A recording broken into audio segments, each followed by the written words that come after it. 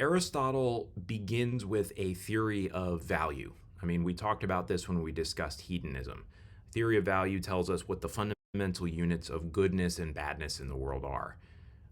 His theory, crucially, is a little more complicated, or his schema is a little more complicated than the hedonist one.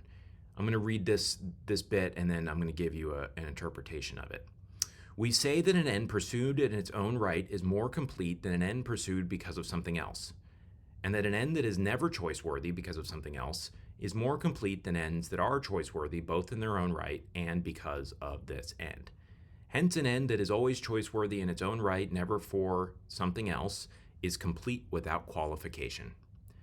Here, Aristotle is dividing between three types of ends. You could think of these as goods or things that are desirable.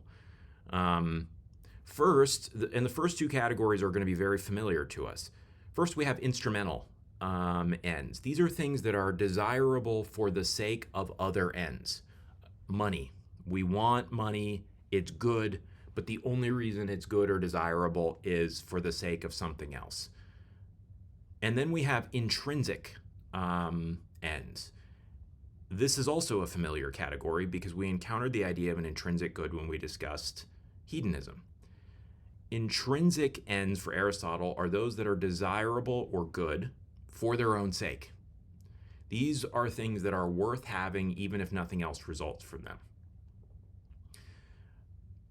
What's innovative about Aristotle's categorization here, though, is he thinks that some things can be of categories 1 and 2. So he notes that there are some things that we both want for their own sake, and we want them for the sake of other ends. These are both intrinsic and instrumental goods. The best thing, the thing we're all aiming at, the final end, according to Aristotle, or the most complete good, is something that is desirable for its own sake, so it's an intrinsic good, but it's not desirable for the sake of anything else.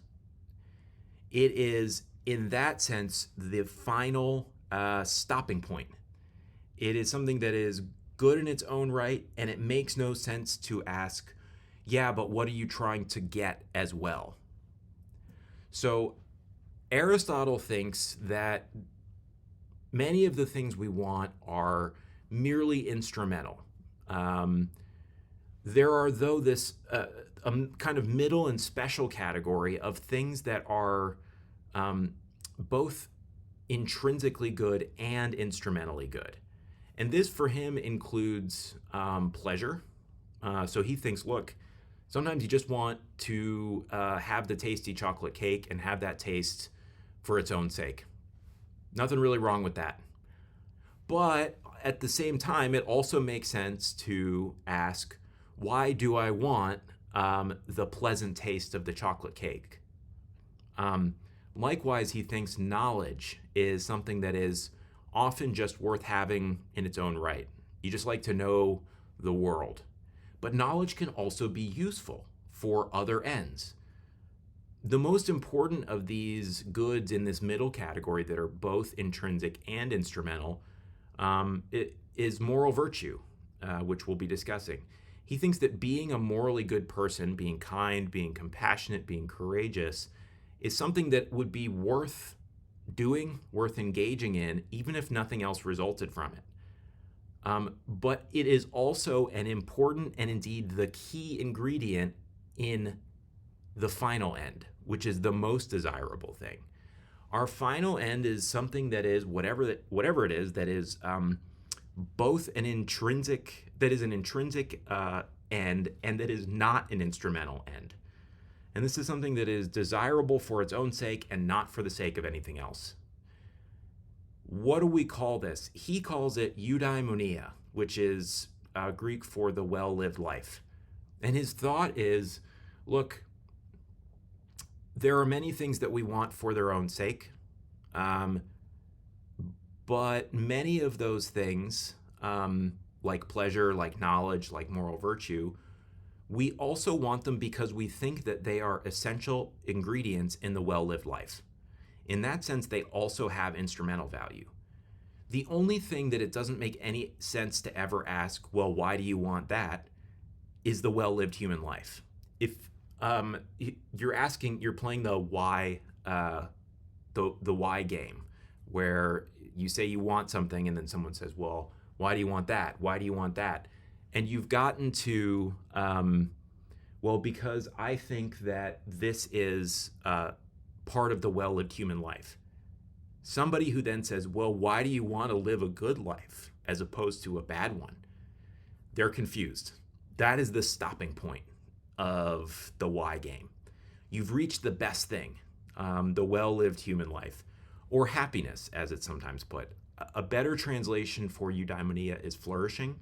You'll sometimes read some authors translating that word as happiness. That is misleading insofar as the word happiness in the modern day tends to mean feeling happy. And Aristotle definitely does not think that eudaimonia always goes along with feeling happy.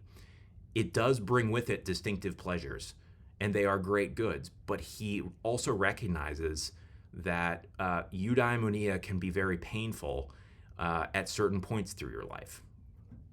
So this leads to the question, what lifestyle then is the eudaimonic one? What exactly is eudaimonia? And Aristotle's answer is,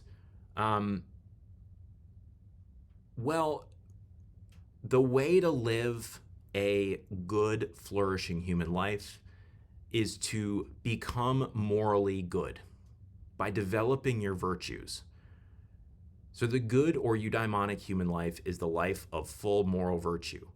Take whatever you think the virtues are, and some of these are going to be contested, but maybe it's courage, maybe it's humility, maybe it's compassion, maybe it's kindness, maybe it's justice, maybe it's honesty, maybe it's generosity. Amp those up to the maximal degree.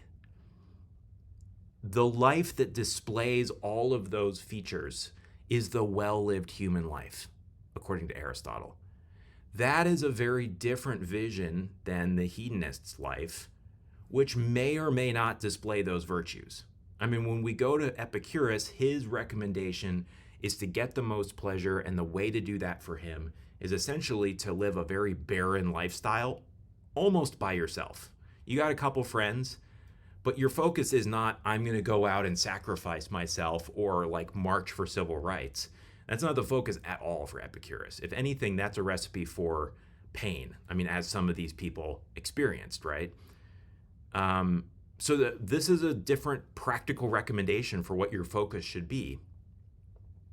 It also fits nicely with Nozick's sort of value pluralism that we talked about last time.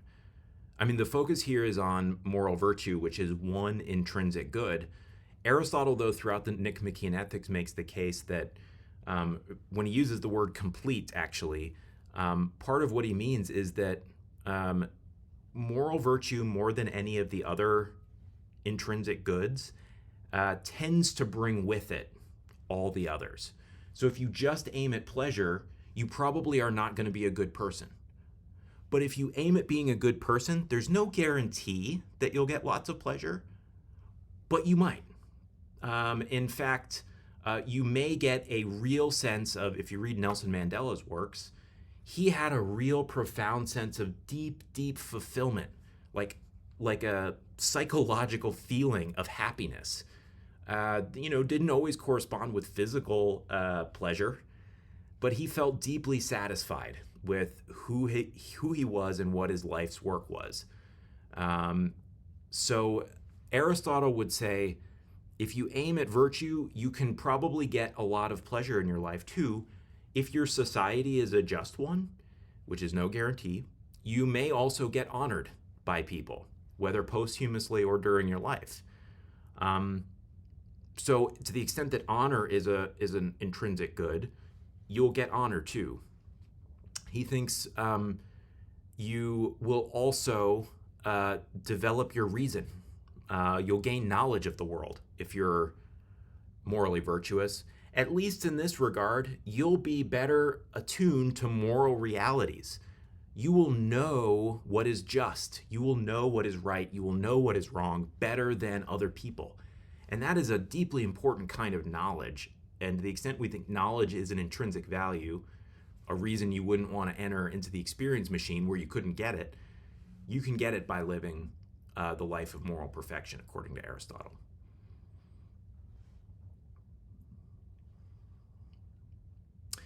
Aristotle notes that, well, this all sounds wonderful, but lots of different philosophers agree that happiness or eudaimonia is the final end, is the best thing.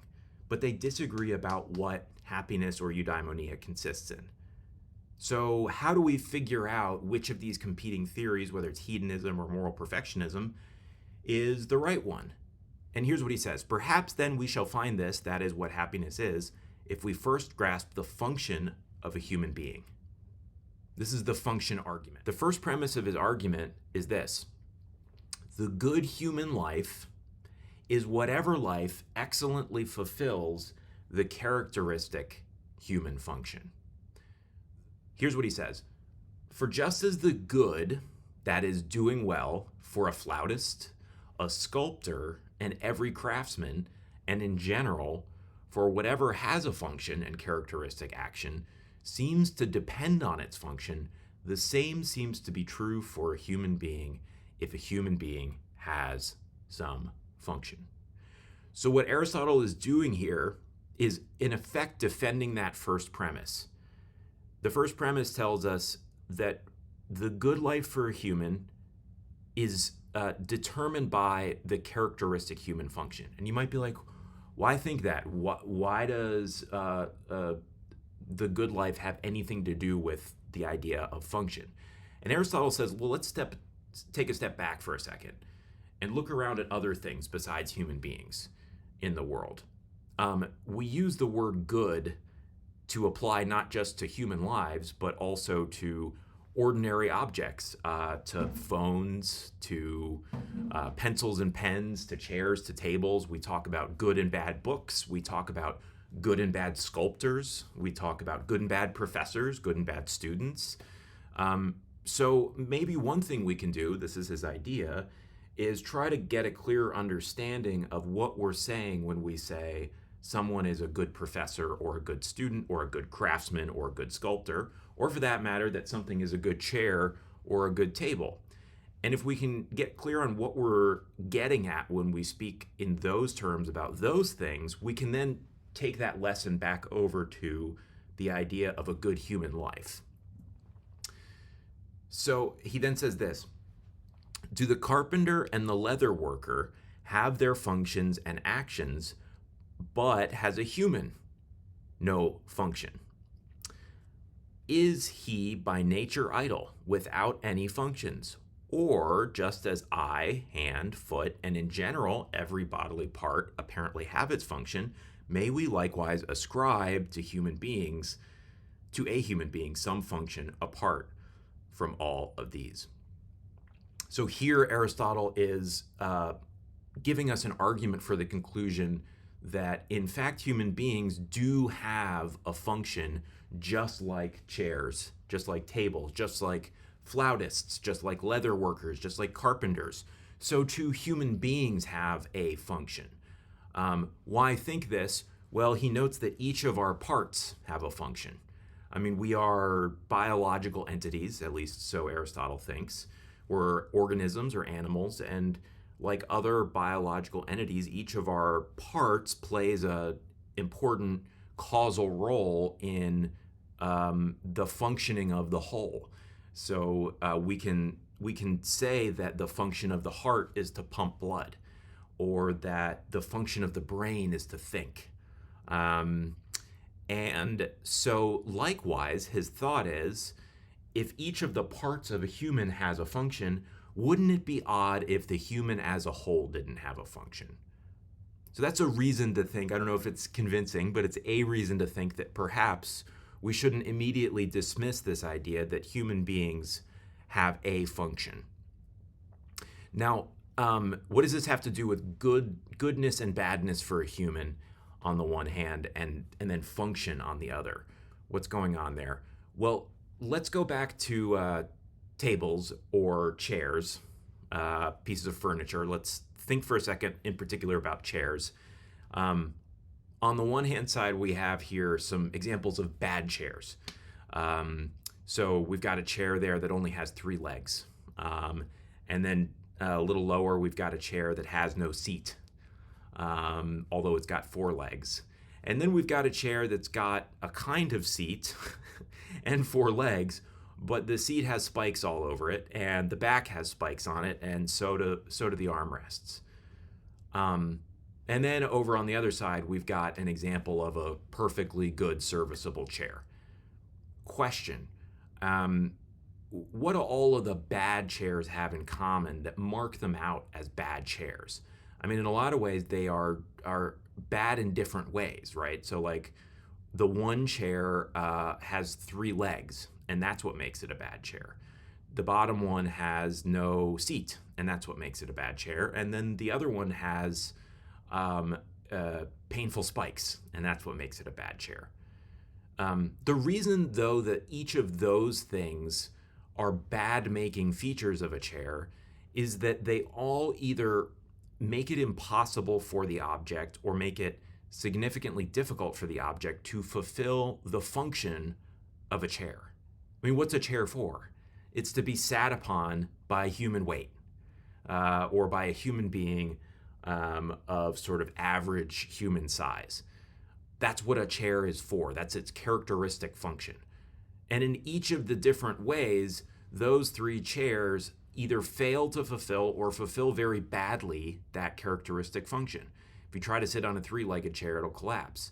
If you try to sit on the 4-legged chair with no seat, you'll fall through. And if you try to sit down on the chair with spikes, I don't know, it'll be extremely painful and uncomfortable at the very least. And you'll probably not be able to sit on it for very long. So by contrast, a good chair, the reason why our other chair is a good one is very simple. It fulfills the function of a chair, which is to be sat upon, well. If you sit down on it, it's not going to break, you're not going to fall through, it's not going to be an extremely painful experience.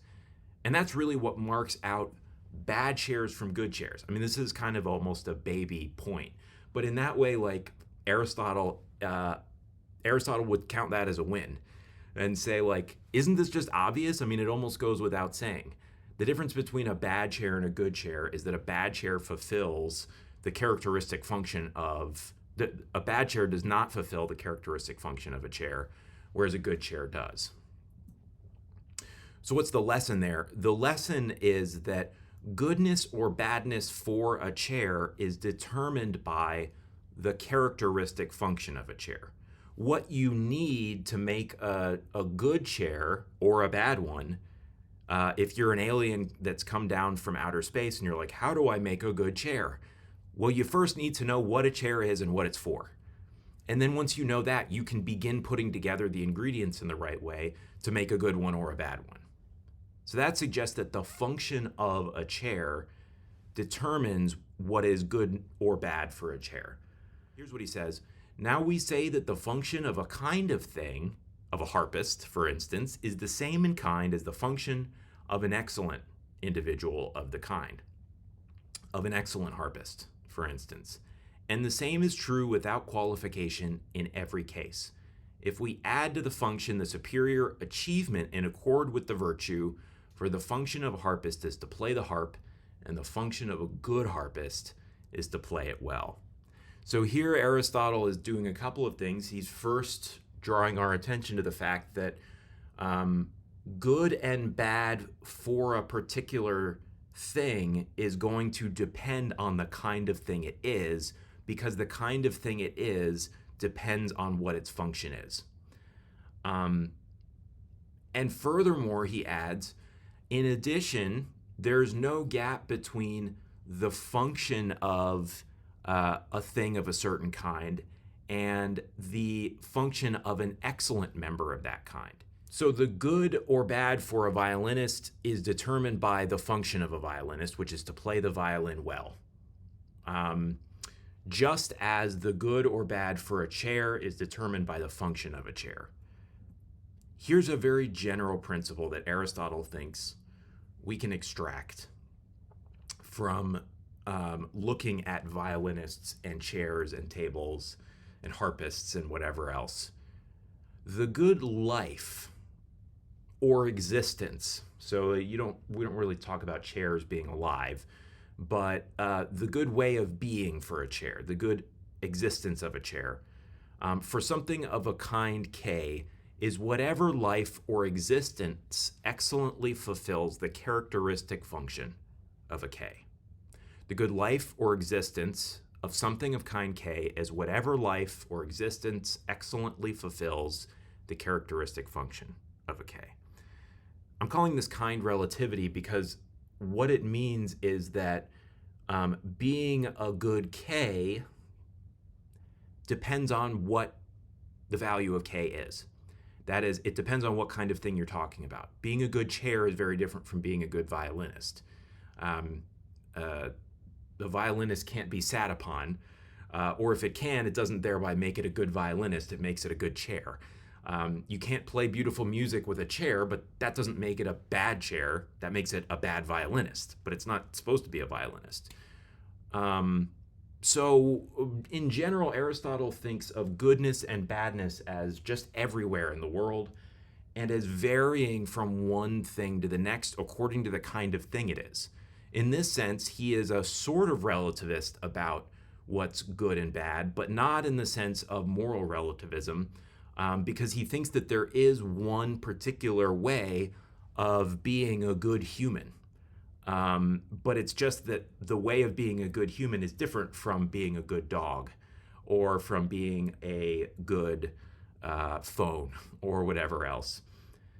So when we apply the KR principle back to human beings, if he's convinced you that just about everything we find in ordinary life obeys this general rule that goodness or badness for a thing of that kind is determined by its function, we can move back to human lives. And what we'll find, he thinks, is that bad human lives are ones that do not accord with the characteristic function of a human, and good human lives are ones that do accord with the characteristic function of a human. So his argument is, for premise one, why think that good human life and the function of a human are connected? He says, well, the good way of being and the function of something of that kind is connected in every other case when we look around. If you want to know what a good chair is, you need to know what its function is. So too, if you want to know what a good human life is, he says, you'd better first know what the function of a human is. The second premise then is an attempt on Aristotle's part to specify, well, what actually is the characteristic human function? And he says it's not getting lots of pleasure. Instead, it is the characteristic human function, this is the second premise, is activity involving reason. He formulates this a little differently in different places. Sometimes he says action involving reason. The idea here is that the human function has something to do with the unique capacity for reasoning that we have. Now, one thing that's really important is that when he talks about the characteristic function of a human, what he is looking for is the unique or distinguishing function of a human. He wants not just any old function of a human being, because there's all sorts of functions we can perform. I mean, I can perform the function of being a doorstop, right? But that is not fundamentally what I am. I'm a human. I can perform the function of being a professor, but even that is not fundamentally what I am. What we need to look for Aristotle is something that we do as human beings and that only we do. That's the characteristic or unique function of a human. And his claim is that the thing we do and only we do is action involving reason. Now, one thing to note here is that this idea of reason, Aristotle does not here mean that the characteristic human function is to engage in reasoning of any kind. So his claim isn't that the characteristic function of a human is to like just do mathematics in a cave. That would be engaging in reasoning. But the way Aristotle thinks about it, the ability to reason all by itself doesn't distinguish us from, as he says later in the Nicomachean Ethics, from the gods. The gods can reason. So that is not a characteristic function of ours. It's just a thing we do. Instead, what is characteristic about us is using our reason, or the ability to use our reason, in our action. We can call this practical reasoning.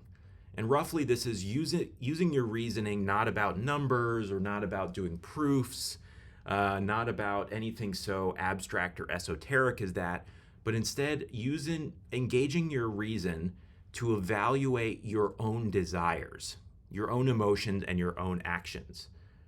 And this, he thinks, is something that is unique to us. I mean, the gods don't have bodies. They don't have desires. They don't have emotions, and they don't act in the way we do. So they, although they have reason, they are not using their reason to moderate their emotions. But if we look at the animal kingdom has emotions, they have feelings, they have desires, and they act. But they don't, unlike us, they don't have this ability to step back from the bubbling desires and feelings that are happening in their minds and evaluate them using their reason for their rationality. So like when I put down a bowl of food in front of my dog, if he's hungry, he just goes and eats the food. There is no point at which the dog ever can step back and think, I've been eating too much recently, or they've been feeding me too much and I've been putting on some weight, and it's harder for me to walk around outside in the heat, and I get winded, and I do love walks, so I think I'm going to forego, half of this food today. Does not happen. He's not capable of doing it. However, if you put down a piece of chocolate cake in front of me, I mean, on my bad days, I'll just start eating it, but on my good days, I'll be like, okay, hold on. I really want to eat this chocolate cake, but is that consistent with the diet that I'm on? Maybe not. Maybe I'll just have a piece of it and then stop. Or maybe I won't have any. That is the sort of thing where you have a desire and then a competing value or desire, and then you need something to come in and sort of break the tie. That is using reason to pick one and then act. That is practical reasoning. Here's what Aristotle says. What then could this be? That is the characteristic function of a human. For living is apparently shared with plants. But what we are looking for is the special function of a human being. This is what I emphasized a minute ago. We're looking for something unique and special. Hence, we should set aside the life of nutrition and growth. The life next in order is some sort of life of sense perception. But this too is apparently shared with horse, ox, and every animal. The remaining possibility, then, is some sort of life of action of the part of the soul that has reason. So his argument here is a kind of process of elimination argument. The first premise lays out three possible candidates for the characteristic human function. He's like, look, well, what could our function be? Somebody might think, well, it's that we're living things. That's what we're all about. Or somebody might say, no, it's not that we're living things. It's that we can feel. And by that, we'll broadly mean we can take in sense perceptions. And I think we could probably put in this category too, we can also feel pleasure and pain. And then the remaining possibility, if you set aside the pure reason possibility that I mentioned a moment ago, is using reason to engage in action. That is the third possibility. And because what we're looking for is a unique function of a human being, something that not just we do, but only we do, we can eliminate the first two possibilities or the first two candidates very quickly. The characteristic function of a human is not just being alive. That is something that is a function of ours, but it's not our characteristic function, because plants are alive and plants aren't human. So that's premise 2.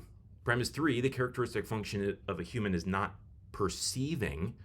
Again, we do perceive and we do experience emotions and we do also experience pleasure and pain. That's an important thing about us. And it sets us apart from the plants. But it doesn't set us apart from the animals. In particular, and this is sort of a later criticism of hedonism that I think Aristotle would be very sympathetic with, although he doesn't quite put it this way. Modern critics of hedonism said that it's a kind of doctrine of swine. It's the way it's sometimes put, which is that the hedonistic good life is a perfectly wonderful life for a pig. It's not a good life for a human. Why? Well, for Aristotle, the answer is that human beings, although we do feel pleasure and pain, that is not unique to us. That's not our function. Our function is something else. And so the good life for a pig might be the hedonistic life, but that's not a good human life. He concludes, therefore, the characteristic human function is an activity involving reason. So far what we have is, first, the good human life is whatever life fulfills excellently the characteristic human function. Premise 2, what is the characteristic human function? It is an activity involving reason. So we can conclude from 1 and 2, therefore the good life is a life of excellent action or activity involving reason. We're just putting together the claim that the good human life is whatever life excellently fulfills the characteristic human function, with the observation or the claim that the characteristic human function is activity involving reason. Therefore, the good human life is a life of excellent activity involving reason. Now, the excellent bit is really important because, you can engage your reason in your action, but do it really badly. You can do a really crappy job of reasoning about what's good for you. You can think, shall I eat the cake? Is that in my interest? And then mistakenly say, damn it, yes, that's the best thing for me, and just eat the cake, and it turns out it's terribly unhealthy for you. So we can make mistakes using our reason about what is and isn't good for us. The good human life is the one that uses reason well, gets things right, and uses reason well in one's action. Aristotle emphasizes that this is over the course of a life. So the way he puts it is, one swallow does not make a spring. So a single moment of excellently using your reason in your action does not the good life make. You have to do this throughout your whole life. What does this have to do with virtue? And this is the last little step here.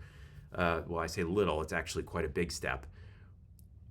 What we know so far is that the good human life is a life that involves consistently, excellently using your reason in your action to moderate your emotions and your desires.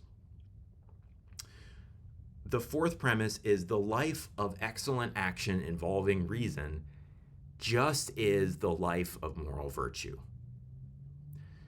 So what this fourth step tells us is that if you use your reason excellently throughout your life, on your desires, on your emotions, and in your action, you will thereby just be developing what we call moral virtue. You will be becoming more generous, braver, you will be becoming more compassionate, you will be becoming more humble, you'll be becoming more wise, you will become more temperate. Those are the things that you'll become more honest.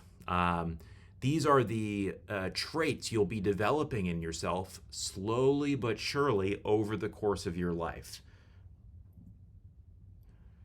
So to see why it is that engaging excellently in reason in your action leads to virtue, we first need to step back and ask, well, what is a virtue anyway? And I'm going to offer a definition here that is, I think, pretty broadly accepted.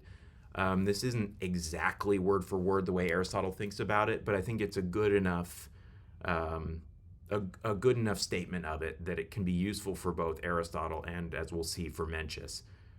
A moral virtue, the way we'll understand it, it's a habit or a disposition. And this is important because a habit or disposition is not the very same thing as a particular manifestation of that habit. So, like biting your nails a single time does not make you a habitual nail biter, nor is the biting of the nails once the same thing as the habit of biting one's nails. Indeed, one can be a habitual nail biter and not be biting one's nails at a given time. So, a habit like nail biting, which is a bad habit, is a disposition or a tendency, to act. In the case of virtue, the way we'll understand moral virtue is a habit or disposition to do two things. One, have the right feelings, and this is feelings encompasses both emotions and desires. So to have the right feelings regarding the chocolate cake that's been set in front of you, or to have the right emotions regarding some challenging circumstance in your life, and to act according to those right feelings. So virtue then is a habit of right feeling and acting on those right feelings. If you think of somebody that you see who you don't know very well, you see them do what seems to be a good deed. They help a little old lady across the street. If you don't know them, you don't automatically know whether or not they are a helpful person or a kind person. You know they did a kind thing, but you need to know a little more about what their motives were, how they were feeling when they did it, and then also, do they consistently act like this in lots of different circumstances? Were they just trying to impress somebody? If so, then like they did a good thing, but we don't think of them as a kind person or having the virtue of kindness. On the other hand, did they do it just out of a sense of, oh, there's a person who needs help? If so, then they felt the right thing and they acted on it. And if they feel that way and act consistently in that regard in other circumstances in their lives, we'll be more inclined to say, well, that's just a kind person. They have the character trait of kindness. This raises an obvious sort of follow-up question, which is, okay, great. The right feelings. What are the right feelings?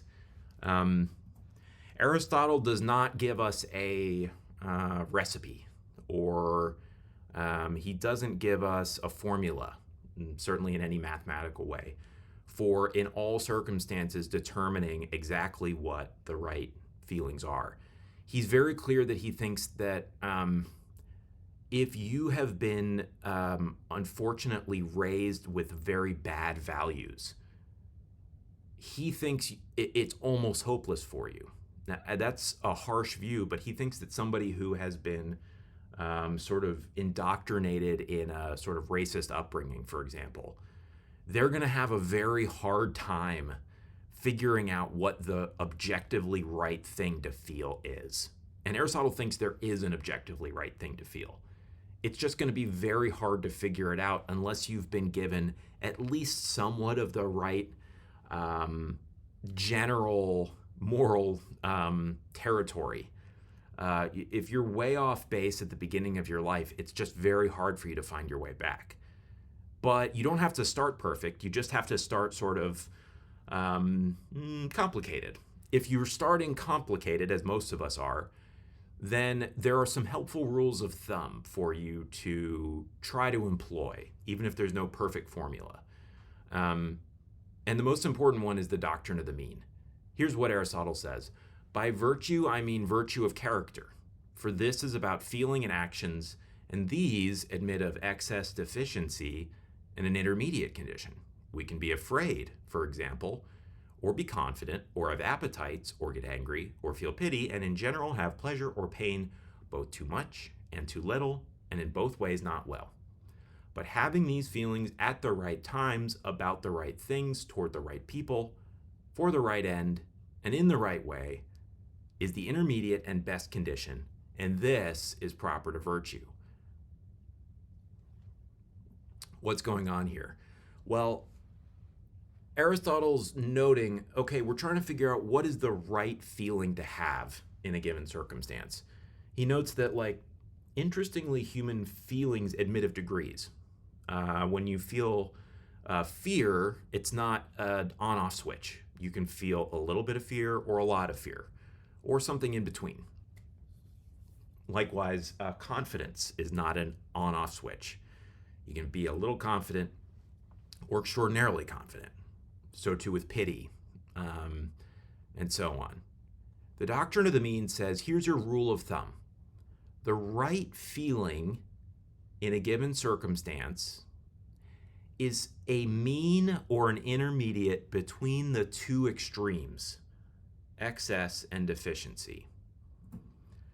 So if you are taking a walk along, I've read that, I'm a newcomer to Florida, but I've read that there were at one point, like Florida-specific mountain lions of some kind. Maybe they're like cougars or something. I don't know. Big cats. You're walking along through the woods, and you turn a corner, and there is one of these extremely rare, very big, growling mountain lions or cougars. You're probably going to experience some fear at that point. I mean, these things are very big. Their paws are huge, just full of claws, much stronger than you. Sorry, Jim bro, if you're watching this, you could not beat a mountain lion. I'm just going to throw that out there. You might think, yeah, bro, I could take him. No, you can't. You kind of then have a choice to make, right? Or let me put it this way. There are some options for exactly how much fear you're going to experience in that moment. You could experience an extraordinary, excessive amount of fear. Such an amount of fear that you literally can't control your limbs. And you see this mountain lion and you're just carried away by the terror of this fearsome thing, and you just turn around and start running. You just are doing the Naruto run, like down the road or down the path away from the mountain lion.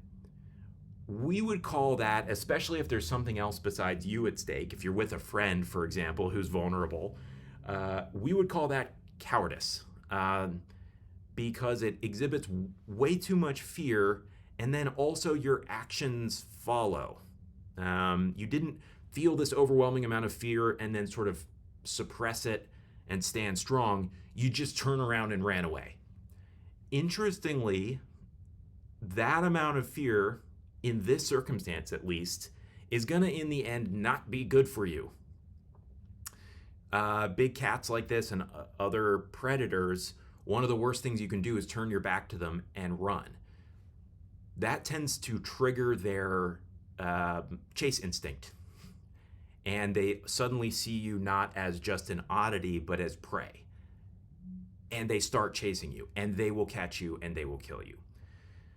So the other extreme, though, is just as dangerous and just as bad for you and just as vicious in a moral sense, according to Aristotle. And that is recklessness. And this is a deficient amount of fear. If you see this thing and you are the come at me, bro, I can wrestle the mountain lion, and you're like, I got this. I'm just going to like put him in a headlock, and like he's going to get, scared and run away. And you do like Leroy Jenkins and you run in and you start trying to wrestle the mountain lion because you literally feel no fear. I don't know, maybe you're like jacked up on steroids or something. You are going to die. The thing will fight back and kill you. So Aristotle thinks, we often miss this when we think morally, especially about courage, but when it comes to fear, there are two equal and opposite, equally bad and opposite vices corresponding to fear. One is feeling way too much fear, which is cowardice. That's the one we tend to focus on, but there's just as much of a moral danger on the other side, which is recklessness, which is not feeling enough fear. Courage for Aristotle is interestingly not the quality of never being afraid. That's stupid. You should be afraid of certain things. Things that can kill you, you should be scared of.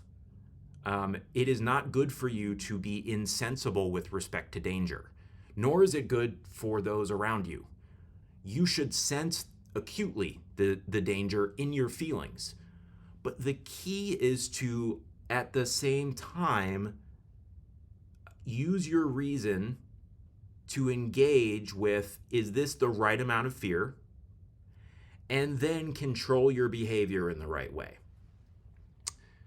Aristotle would say that the mean amount of fear to feel here is somewhere between the extraordinary amount that will carry your limbs away and get you killed, and the deficient amount, which will have you rushing the mountain lion and also get you killed. Now, again, this is why this is not a formula, because we can't assign numbers to emotions here, nor is it always exactly in the middle, but it's a helpful rule of thumb. He says, if you find yourself feeling like, I'm feeling nothing here, that may be an indication that there's a problem. If you find yourself being like, I can't control myself, I'm so scared, also a problem. You should feel the fear, and then in this case, it turns out, if you read about this, the thing to do is to not make any sudden movements and make yourself look big and kind of stand up to it, which is, I'm sure, very hard to do. I don't know if I'd be able to do it. I mean, your instinct is to run away, but make yourself look big, sometimes be noisy, and usually it will leave you alone. If you do that, it will see you as, this thing doesn't have to pose a threat to me, and if I get involved, it's so big, the mountain lion will think it could hurt me, so best for me to just slink away. But if you do any of the other things, that's when you're in trouble. So how do I determine what the mean is? So we started with, how do I know what the right emotion is? And the answer was, try to hit the mean. Now you might be like, well, then how do I determine what the mean is?